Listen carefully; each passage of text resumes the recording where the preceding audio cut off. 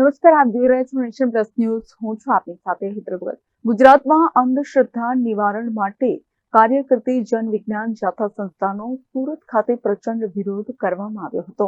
જન વિજ્ઞાન જાથાના અધ્યક્ષ જયંત પંડ્યાના માર્ગદર્શન હેઠળ સમગ્ર ગુજરાતમાં જાથાની ટીમ દોરા ધાગા અને ભુવાઓના પર્દાફાશ કરી રહી છે, જેનો કેટલીક જગ્યાઓ ઉપર પ્રચંડ વિરોધ પણ કરવામાં આવે છે. ત્યારે તારીખ 26મી જુલાઈના રોજ જયંત પંડ્યા અને જાથાની ટીમ ખોલવડ ખાતે રહેતા ગોપાલ ઉર્ફે ઉમેશ ઉસળના ઘરે જઈને એ લોકોને ફસાવતા હોવાનો આક્ષેપ કર્યો હતો. એટલું જ નહીં, પરંતુ એક મહિલાને દોરાધાગા કરીને એના પરિવારથી દૂર કરવાના આક્ષેપો પણ આ ભુવા સામે કરવામાં આવ્યા હતા, જેને લઈને કામરેજ પોલીસ સ્ટેશનમાં ઉમેશ ઉસળ સામે જન વિજ્ઞાન જાથા દ્વારા ફરિયાદ પણ નોંધાવવામાં આવી હતી. ત્યારબાદ આ મામલામાં અચાનક ટ્વિસ્ટ આવી હતી અને ઉમેશ ઉસળના સમર્થનમાં આજરોજ સુરત જિલ્લા એસપી કચેરી ખાતે મોટી સંખ્યામાં લોકો એકત્રિત થયા હતા. એટલું જ નહીં, પરંતુ જયંત પંડ્યા જન વિજ્ઞાન જાથાના માધ્યમથી લોકોને ભ્રમિત કરતા હોવાનો પણ આક્ષેપ કરવામાં આવ્યો હતો. હું અત્યારે ડીવાયએસપી સાહેબ ગ્રામ્યની કચેરીએ આવ્યો છું. બરાબર, અહીંયા હું અરજી દેવા આવ્યો છું જયંત પંડ્યા વિરુદ્ધની. એણે મારી અટકાયત કરી હતી 26/7/2025ના દિવસે. કોઈ સાબિતી વગર, કોઈ પુરા વગર, કોઈ જાણ વગર મારી અટકાયત કરી હતી અને મારી ઉપર આરોપ મૂક્યા છે કે ભાઈ તમે ગામ લોકો પાસેથી 2000થી લઈને 50,000 સુધીના પૈસા પડાવો છો, સ્મશાનમાં જઈને વિધિ કરો છો અને તમે મેલી વિદ્યા કરો છો. તો હું એના પુરાવા માગું છું કે આ આરોપ જે મારી ઉપર જે મૂક્યા એ તદ્દન ખોટા છે. શું માતાજીની ખોડિયારમાંની ભક્તિ કરવી ગુનો છે? જો આ સનાતન ધર્મમાં રહીને આપણે ભગવાનની ભક્તિ કરવી ગુનો છે? ભારત દેશ એ સનાતન ધર્મનો દેશ છે. તો આ સનાતન જયંત પંડ્યા વિજ્ઞાન જાથાનો પ્રમુખ છે.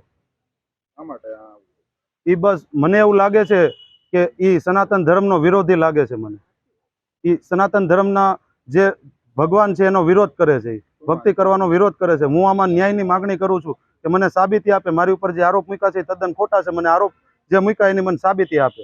અત્રે ઉલ્લેખનીય છે કે આ ભુવા ઉમેશ ઉસળની પાસે જન વિજ્ઞાન જાથાની ટીમને ખુદ પીડિત મહિલાના પતિ વ્રજલાલ જસાણી અને એમના જેઠ અશ્વિન જસાણી જ લઈ ગયા હતા.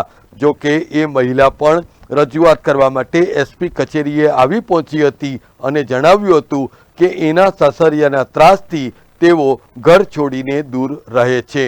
મારા સાસરિયાના ત્રાસથી અને મારા માવતરે સપોર્ટ ના આપ્યો એટલે હું ઘર છોડીને આવતી રહી છું. અને ઘર છોડ્યું ત્યારે મેં કીધું હતું કે હું કોઈ સંસ્થામાં રહું છું. સંસ્થાનું બાનું એટલે આપ્યું હતું કે મને પાછળથી કોઈ હેરાન ના કરે, મને અને મારી બંને દીકરીઓને.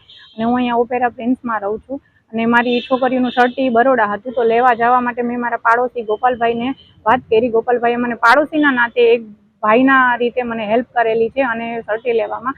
અને મારા સાસરિયા પક્ષના ગોપાલભાઈ ઉપર જે આરોપ નાખે છે એ ખોટા છે. એને હું રહેવા આવી ત્યાર પછીથી ગોપાલભાઈને ઓળખું છું. એની પહેલા ગોપાલભાઈ મને ઓળખતા ન હતા.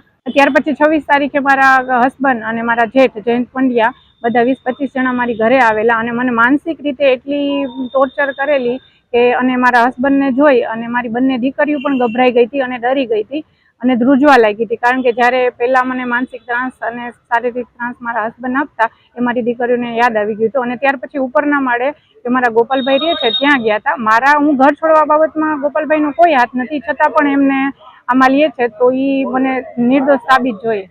જન વિજ્ઞાન જાથા ઉપર જે રીતે આક્ષેપો મૂકવામાં આવ્યા હતા એની સામે જયંત પંડ્યાએ પણ પોતાનું વર્ઝન આપતા જણાવ્યું હતું કે છેલ્લા કેટલાય સમયથી ઉમેશ ઉસળ નિર્દોષ લોકોને દોરાધાગાના નામે છેતરપિંડી કરી રહ્યો છે. અને એટલું જ નહીં, પરંતુ સંપૂર્ણ કબૂલાતનામું આજે પણ જન વિજ્ઞાન જાથાની પાસે છે. ત્યારે આગામી દિવસોમાં જે રીતે આક્ષેપો કરવામાં આવ્યો છે એનો યથોચિત જવાબ પણ બાળવામાં આવશે. સુરત કામરેજ પોલીસ સ્ટેશન વિસ્તારમાં 20મી જુલાઈ પછી વિજ્ઞાન જાથાએ ગોપાલ ઉછળ ઉર્ફે ગોપાલ દાદાના ધતિંગ લીલાનો પર્દાફાશ કર્યો હતો.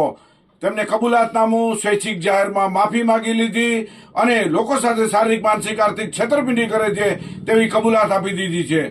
જે પૂનમ દીકરી છે કે જે સાસરિયા પક્ષના ત્રાસથી ભુવાના ફ્લેટની નીચે રહેવા આવી છે.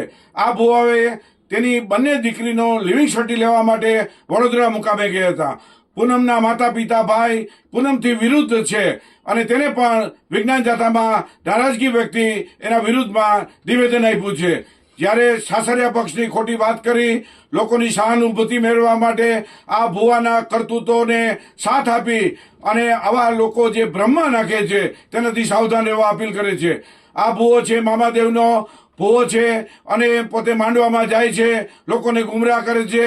કહેવાતા સનાતનીઓથી સાવધાન રહેવા પણ લોકોને અપીલ કરે છે. વિજ્ઞાન જાથા 35 વર્ષથી કામ કરે છે. એક ધારા તટસ્થ રીતે નાત જાત કોમના ભેદભાવ વગર કામ કરે છે.